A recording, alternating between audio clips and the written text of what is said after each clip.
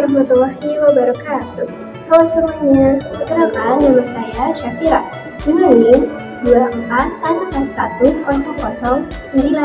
Status mahasiswa Prodi Hukum Keluarga Islam, Fakultas Syariah, Universitas Islam Negeri Sultan Maulana Hasanuddin Banten, semester 1, tahun akademik 2024. Di sini saya akan menjelaskan tentang sholat. Apakah kalian sering berpikir apa itu sholat? Mengapa kita harus sholat? Dan untuk apa sih kita sholat itu? Yuk simak video berikutnya. Dari pertanyaan-pertanyaan tersebut sangatlah penting bagi kita sebagai seorang muslim untuk mengetahui jawaban tersebut dan mengamalkannya. Karena jika kita tidak mengetahui jawaban tersebut, pastilah dipertanyakan ibadah sholat kita apakah sudah benar. Kenapa kita sering memikirkan sholat itu apa sih? Sholat adalah ibadah yang agung bagi setiap muslim. Dalam sehari, kita semestinya minimal melaksanakan sholat sebanyak 5 kali.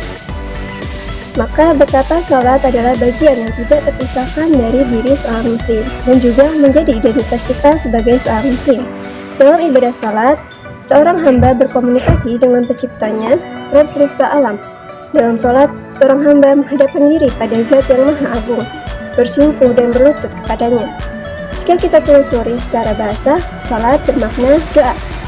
Inilah makna asal dari kata sholat, sebagaimana yang dipahami dari firman Allah SWT Quran Surah At-Taubah ayat 103 yang memiliki arti, dan sholatlah atau berdoalah untuk mereka.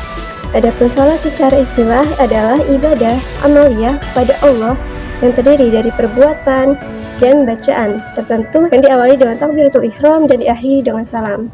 Adapun yang dimaksud sholat dalam ajaran Islam ialah ketika kita memenuhi kriteria syariat agama, yaitu yang pertama, syarat wajib sholat. Syarat wajib sholat yang meliputi beragama Islam, balik dan berakal. Selanjutnya ada syarat sah sholat, meliputi suci dari hadas dan najis, menutup aurat dengan pakaian yang suci, berada di tempat yang suci dari najis, mengetahui waktu sholat secara langsung dan menghadap kepada kiblat. Selanjutnya ada rukun-rukun sholat. Ada niat, takbiratul ihram, bersamaan dengan takbiratul ihram, berdiri bagi yang mampu, membaca surah Al-Fatihah, ruku, i'tidal, sujud, duduk di antara dua sujud, tumanina dalam 4 rukun. Sebelumnya, ruku, i'tidal, sujud, dan duduk di antara dua sujud.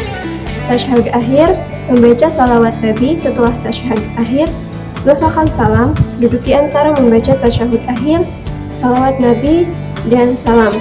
Yang terakhir, tertib dalam melakukan semua rukun tersebut. Selanjutnya yang keempat, ada hal-hal yang membatalkan sholat. Berbicara dengan sengaja, melakukan banyak gerakan, baik disengaja ataupun lupa, berhadas, terkena najis, yang tidak dimaafkan saat sholat, membuka aurat dengan sengaja, berubah niat, berpaling dari kiblat, makan atau minum, tertawa hingga mengeluarkan suara, dan murtad.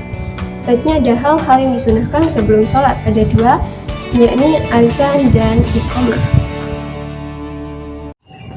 Yang keenam, ada hal-hal yang disunahkan ketika sholat.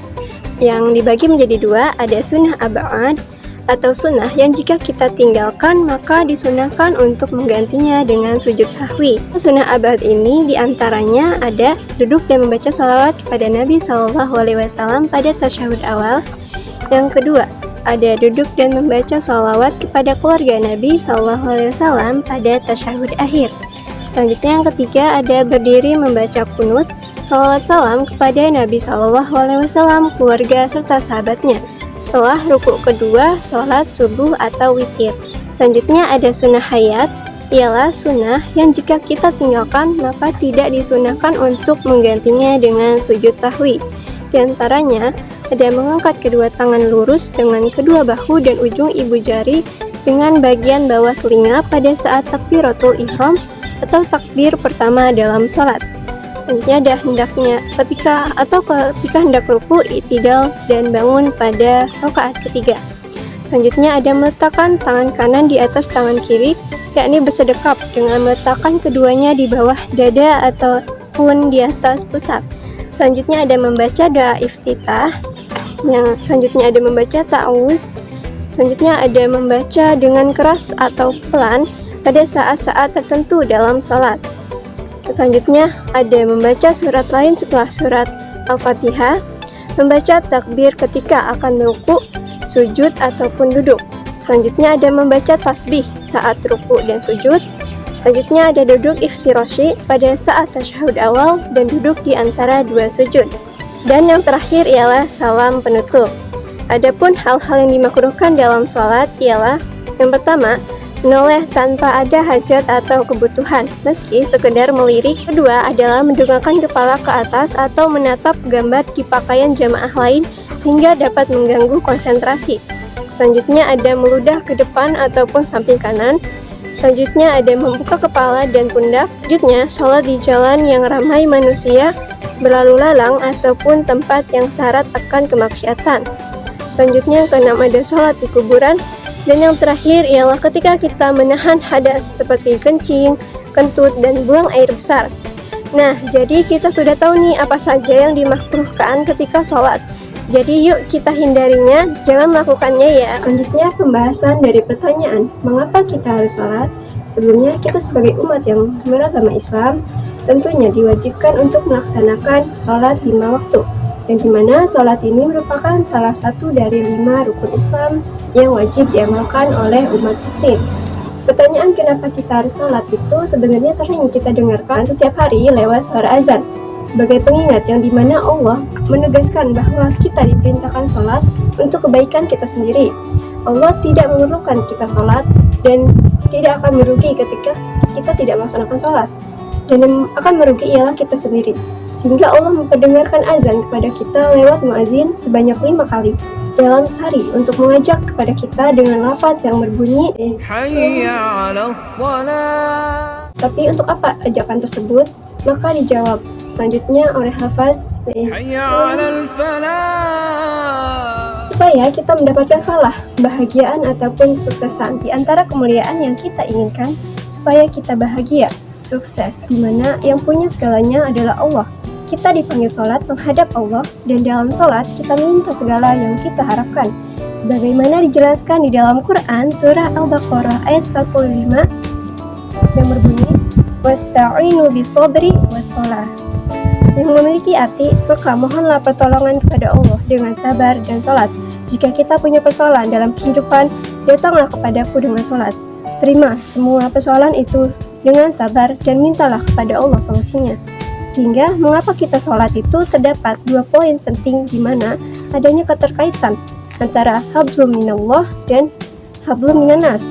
Kaitan hablum minallah ini adalah ketika sholat kita mengucapkan syahadat yang terdapat kata la ilaha illallah, sehingga sholat sebagai bukti keimanan kita kepada Allah Subhanahu wa Ta'ala. Adapun kaitannya kepada manusia atau hablum minanas ialah sholat yang ditunaikan dengan benar mampu merubah orang menjadi lebih baik, di mana terdapat dalam Quran surah Al-Ankabut ayat 45 yang memiliki arti sungguhnya sholat itu mencegah diri dari perbuatan keji dan juga mungkar.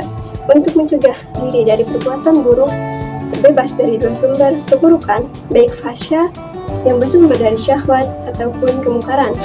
Dari ayat tersebut berkaitan dengan jawaban pembahasan pertanyaan selanjutnya, yakni untuk apa sih kita sholat itu?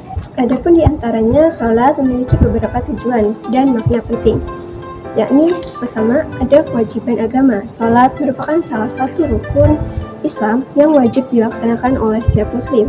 Ini menunjukkan ketaatan dan kepatuhan kita kepada Allah Subhanahu wa Ta'ala. Yang kedua, menghubungkan diri kita dengan Allah. Melalui sholat, seorang muslim dapat berkomunikasi dan mendekatkan diri kepada Allah. Ini yang merupakan waktu mustajab untuk berdoa, meminta ampun, dan bersyukur, sehingga dapat menjadi sarana curhat terbaik untuk mempercepat pengabulan doa. Yang kedua ada pembersihan jiwa dan raga, membersihkan hati dari dosa dan kesalahan, serta memberikan ketenangan batin. Ini juga mendorong disiplin dan konsisten dalam menjalani kehidupan sehari-hari, sehingga bisa melatih pribadi kita menjadi lebih baik atau insan beriman, serta menghadirkan ketenangan jiwa. Dengan jiwa yang tenang melahirkan pikiran yang cemerlang serta perilaku yang menawan. Yang ketiga ada pengingat. Sholat mengingatkan kita tentang tujuan hidup dan pentingnya nilai-nilai spiritual. Dengan melakukannya sebanyak 5 kali sehari, kita untuk selalu bersyukur kepada Allah. Juga sholat dapat menghadirkan kebahagiaan dan kesuksesan, di mana seorang dapat mengevaluasi tindakan dan perilaku mereka. Selanjutnya ada sarana sosial. Sholat berjamaah, terutama di masjid, dapat memperkuat ikatan sosial antar umat Islam dan menciptakan rasa kebersamaan dalam komunitas. Menarik bukan? Bagaimana satu ibadah bisa memiliki banyak aspek dan manfaat.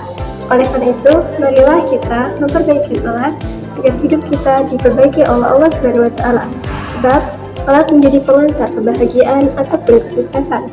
Mungkin cukup sekian yang dapat saya sampaikan. Kurang dan lebihnya mohon dimaafkan. Wallahu muwaffiq ila aqwamit thoriq. Wassalamualaikum warahmatullahi wabarakatuh.